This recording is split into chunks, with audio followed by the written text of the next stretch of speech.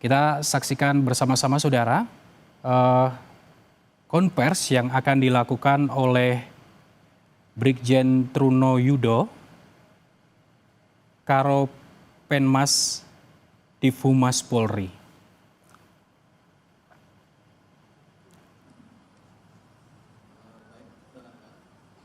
Yang saya hormati, Bismillahirrahmanirrahim. Assalamualaikum warahmatullahi wabarakatuh. Selamat malam, salam sejahtera bagi kita sekalian. Rekan-rekan media yang saya hormati, telah kita ikuti secara bersama-sama tadi rangkaian hari ini, dan saya terima kasih kepada teman-teman masih ada di sini.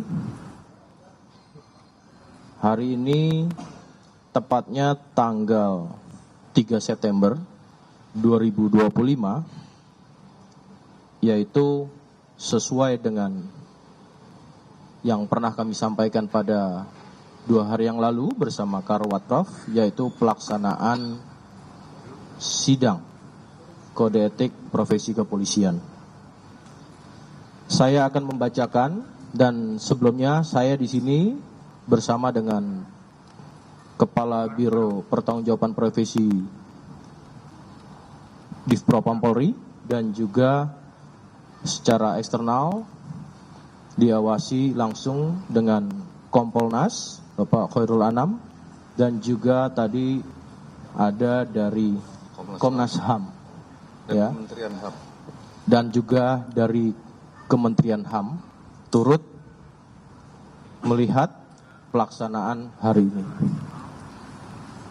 Sidang KKP atas nama terduga Kompol Kosmas Kagai, Jabatan Danyon A Resimen 4 Pas Pelopor Korbrimob Polri. Sidang dilaksanakan hari ini Rabu, tepatnya tanggal 3 September 2025, dimulai dari pukul 9.00 waktu Indonesia bagian Barat, dan sekira sampai dengan pukul 7.40 waktu Indonesia bagian Barat di ruang sidang di Propam Polri, Gedung TNCC, lantai 1 Mabes Polri. Rekan-rekan, perlu kami sampaikan di sini ada komisi terdiri dari yang pertama selaku Ketua Komisi Inspektur Jenderal Polisi Dr. Andes Merdisam MSI Wa Irwasum Polri. Yang kedua Wakil Ketua Komisi Brigadir Jenderal Polisi Agus Wijayanto SH SIK MH, Kepala Biro Pertanggungjawaban Profesi Divpropam Polri. Ketiga anggota komisi Komisaris Besar Polisi Heri Setiawan SIK MH, Kabak Binetika Perwatrov Divpropam Polri. Dan anggota komisi Komisaris Besar Polisi Yudi Wiono SIK, Auditor Kepolisian Madya tingkat 3 Itwil 5 Itwasum Polri. Yang kelima anggota komisi Ajun Komisaris Besar Polisi Christian Tonato Esos MH, Kasubit Provos Ditpropam Korbrimob. Saksi-saksi hari ini yang dihadirkan, yang pertama adalah Aibda MR, Bribka R, Bribtu DS, Bribda M, Baraka Y, dan Baraka JEB. Wujud perbuatan terduga pelanggar di sini telah bertindak ketidakprofesionalan dalam penanganan aksi unjuk rasa pada tanggal 28 Agustus 2025 sehingga mengakibatkan adanya korban jiwa, yaitu atas nama Saudara Afan Kurniawan. Terhadap terduga dalam proses sidang komisi, yang pertama adalah pasal-pasal yang dilanggar, yaitu pasal 13 ayat 1 PP nomor 1 tahun 2003 tentang pemberhentian anggota Polri contoh pasal 4 huruf B Peraturan Kepolisian nomor 7 tahun 2002 tentang Kode Etik Profesi dan Komisi Kode Etik Polri. Yang kedua, pasal 13 ayat 1 Peraturan Pemerintah nomor 1 tahun 2003 tentang pemberhentian anggota Polri, contoh pasal 5 ayat 1 huruf C Perpol nomor 7 tahun 2022 tentang Kode Etik Profesi dan Komisi Kode Etik Polri. Ketiga, pasal 13 ayat 1 PP nomor 1 tahun 2003 tentang pemberhentian anggota Polri, contoh pasal 8 huruf C angka 1 Peraturan Kepolisian nomor 7 tahun 2022 tentang Kode Etik Profesi dan Komisi Kode Etik Polri.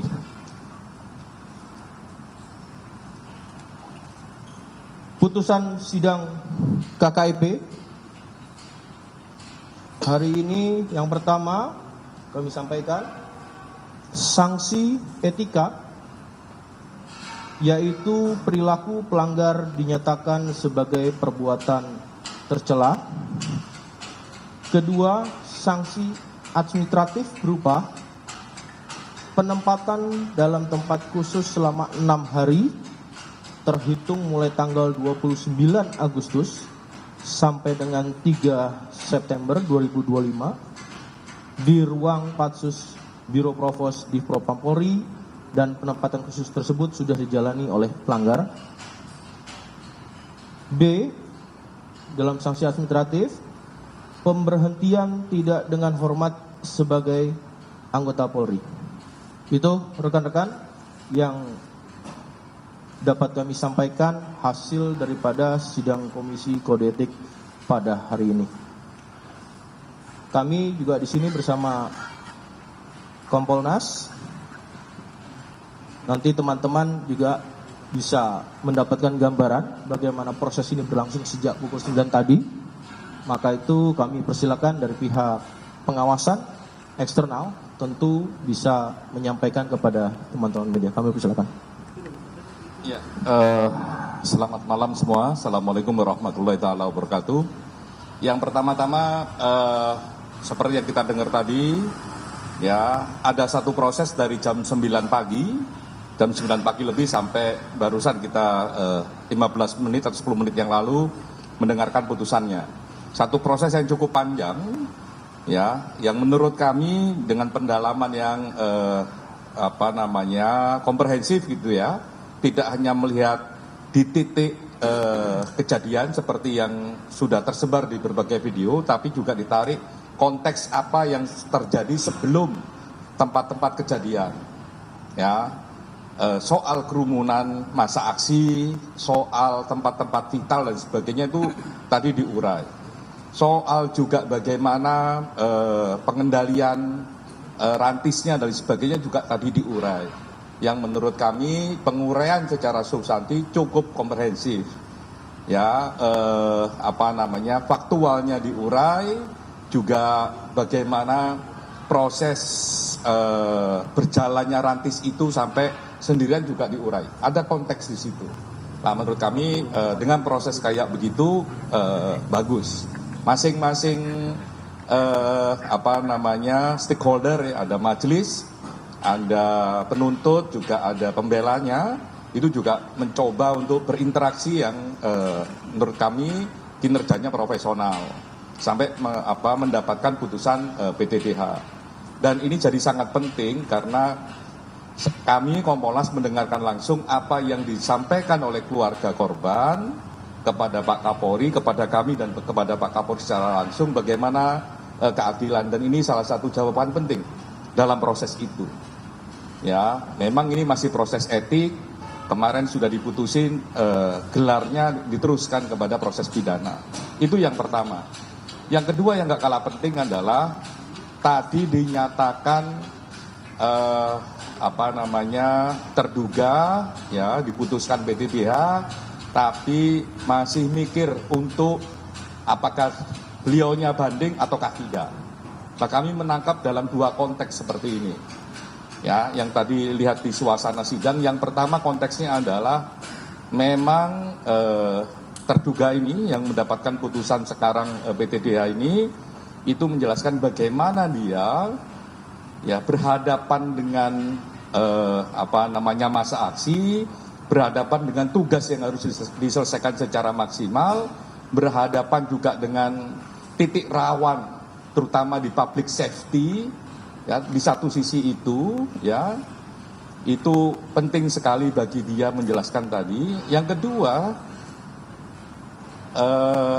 terduga ini yang sekarang sudah diputuskan PTDH juga menjelaskan bahwa dia tahu ya kalau ternyata mobilnya menabrak atau melindas ya, karena itu kan jatuh dulu kalau di video, melindas almarhum itu setelah dia ada di markas, jauh dikasih tahu sama teman-temannya, juga melihat sosial media.